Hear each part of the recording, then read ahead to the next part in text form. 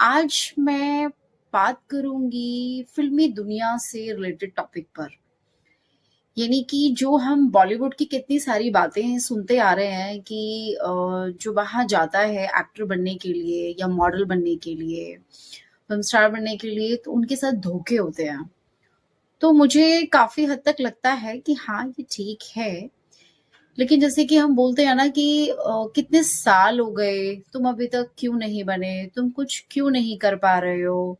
तो हमें सबसे पहले क्या लगता है कि हम किसी भी चीज को करना चाहते हैं तो हम उस कोर्स को सीखते हैं, उसमें एडमिशन लेते हैं, उसे सीखते हैं और फिर उसके बाद हम सोचते हैं चलो अब हम काम करेंगे।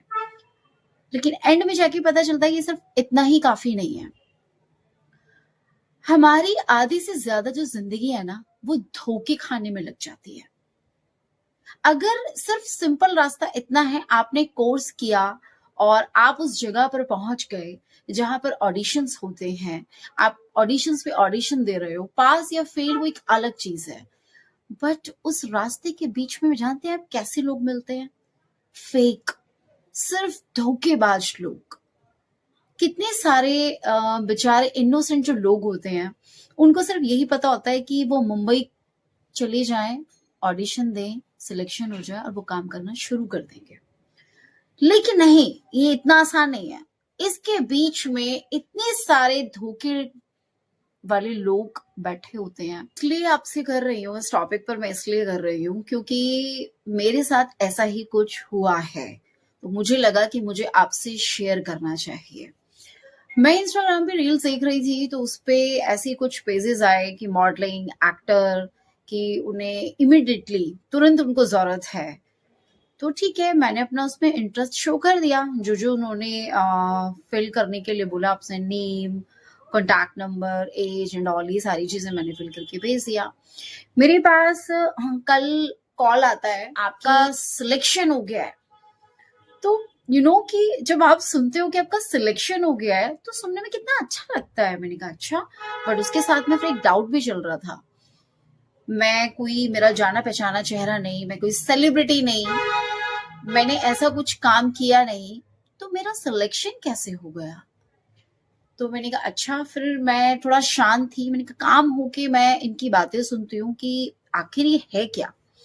तो उन्होंने मुझे बोला कि आपका सिलेक्शन हो चुका है, लेकिन अभी आपका फेस जो है वो कोई जानता नहीं है, तो इसीलिए जो ब्रांड है अभी आपको पे नहीं करेगा। मैंने कहा ठीक है भाई, कोई बात नहीं, अभी कोई जानता नहीं है और एक एक्सपीरियंस मिलेगा, इससे अच्छी बात क्या हो सकती है। मैंने कहा कोई बात नहीं, नो इशू।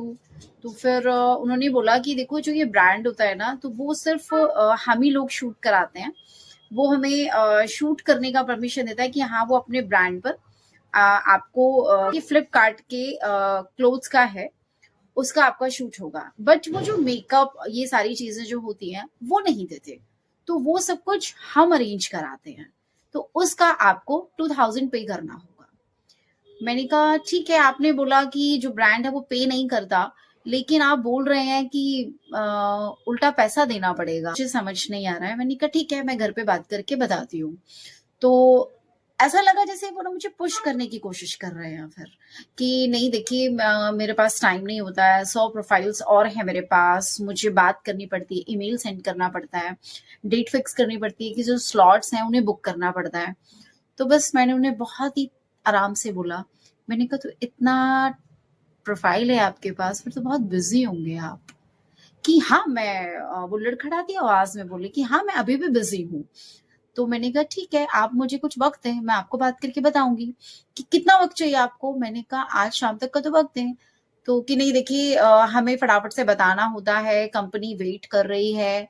मैंने कहा अच्छा ठीक है, आप मुझे 1 घंटा दीजिए। मैं समझ चुकी थी। मैंने कहा कि क्यों किसी को कुछ गलत बोला जाए, क्योंकि ये मेरे गलत बोलने से तो सुधरने वाले हैं नहीं, तो मैं अपनी जुबान क्यों खराब करूं। फिर उनका कॉल पर कॉल आने लगा। तो मैंने वो कॉल डेस्क कनेक्ट करके मैंने व्हाट्सएप पर एक मैसेज सेंड किया। मैंने उसमें लिखा, मैंने कहा देखिए, लोग आप पर ट्रस्ट करते हैं और ट्रस्ट करके वो आप पर पैसा देते हैं आपको। पैसे के साथ आप, पता है, उन्हें आप सपने दिखा रहे होते हैं, लेकिन उन्हें बाद में पता चलता है कि उनके सपने नहीं, आप उनके सपनों को धोखे में बदल देते हैं। तो कृपया करके आप ऐसा ना करें। धोखे से आप कितना पैसा कमा पाएंगे ये तो मैं नहीं जानती, लेकिन कर्मा है बॉस, लौट के जरूर आएगा। आप अगर किसी के सपनों में इस तरह से धोखे देंगे या कुछ किसी भी तरीके का आप किसी को धोखा देंगे, वो कर्मा लौट के जरूर आता है। तो प्लीज इस चीज का ध्यान रखें। कोई आप ऐसा काम कर ही क्यों रहे हैं कि आप पर कोई इतना भरोसा कर रहा है, आप किसी को बोल रहे हैं मैं ये करा दूंगा, मैं ये कर दूंगी, या ये करा दूंगी, या ये करा दूंगा। ये सारी चीजें आप किसी को बोल ही क्यों रहे हैं? आपको वास्तव में वो चीज आती है, आपका सही ट्रैक है, आप सही में सबके सपने पूरे करवाइए ना। फिर वो 2000 क्या, आपको 20,000 भी देगा। अगर आपको वो ट्रैक पता है कि आप किसी के सपनों को पूरा करने में उसकी मदद कर सकते हैं, तो उसके सपने पूरे करवाइए, उसकी हेल्प कीजिए, फिर पैसा कमाइए, बिंदास सीना तान के पैसा मांगिए। लेकिन ऐसा किसी के साथ धोखा मत कीजिए, ये बहुत गलत है, ये दुनिया का सबसे बड़ा पाप है। तो प्लीज ऐसा कुछ मत करिए। किसी की हेल्प नहीं कर सकते तो उसके बर्बादी का भी कारण मत बनिए। किसी को सही रास्ता नहीं दिखा सकते तो उसे गलत रास्ता भी मत दिखाइए। वो आज आप पर भरोसा करेंगे, फिर वो कल किसी सही इंसान पर भी भरोसा नहीं करेंगे। आप जैसे लोगों की वजह से सही लोग जो है उनको ये सब कुछ फेस करना पड़ता है। तो मेरी आपसे हाथ जोड़ के विनती है, प्लीज ऐसा मत करिए। जिनके जो सपने हैं, अगर उन सपनों को आप पूरा नहीं कर सकते तो उनके सपनों को ऐसा मत दिखाइए, इससे पूरी बॉलीवुड इंडस्ट्री बदनाम होती है। तो प्लीज आप ऐसा मत करिए। ऐसा नहीं है कि बॉलीवुड में सब कुछ गलत ही होता है, ऐसा नहीं है। तरीका आपका है, तो आपको दिमाग लगाना है कि किस पर आपको भरोसा करना है और किस पर भरोसा आपको नहीं करना है। क्योंकि इनफैक्ट अगर आप इतनी बड़ी इंडस्ट्री में जाने का सोच रहे हैं तो गाइस इतना तो आप सेंस रखिए कि क्या आपसे कोई जान पहचान नहीं हुई, आपसे बातचीत नहीं हुई और आए फटाफट और कहा कि आपका सिलेक्शन हो गया। ऐसा नहीं होता। इनफैक्ट किसी भी चीज में नहीं होता। आप सोचिए, आप 10th-12th में होते हैं, आप कितनी मेहनत करते हैं, तब जाके आप बोर्ड के एग्जाम पास करते हैं। आपको सब रास्ता पता होता है, यहाँ से बुक्स लेंगे, यहाँ एडमिशन है, यूनिफॉर्म है, हमें यहाँ जाना है, हमें इतना पढ़ना है, इतना सिलेबस है, डेली क्लासेस अटेंड करना है, फिर एग्जाम देना है, फिर रिजल्ट आना है। तो जब इस तरह की करियर की बात आती है तो हम बेवकूफ क्यों बन जाते हैं? इसलिए अपने बड़ों की सुनिए, उनकी बात मानिए। उन्होंने दुनिया देखी है, उन्हें आपसे ज्यादा अनुभव है, तो उनकी बात मानिए और किसी भी फेक लोग बीच में फंसने की जरूरत नहीं है। उनको गलत भी मत बोलिए।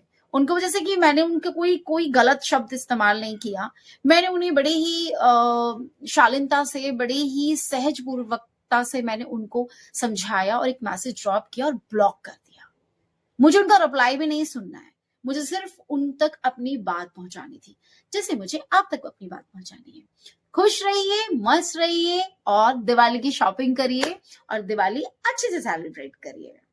तो पहले से मैं एडवांस में आपको बोल रही हूँ हैप्पी दिवाली।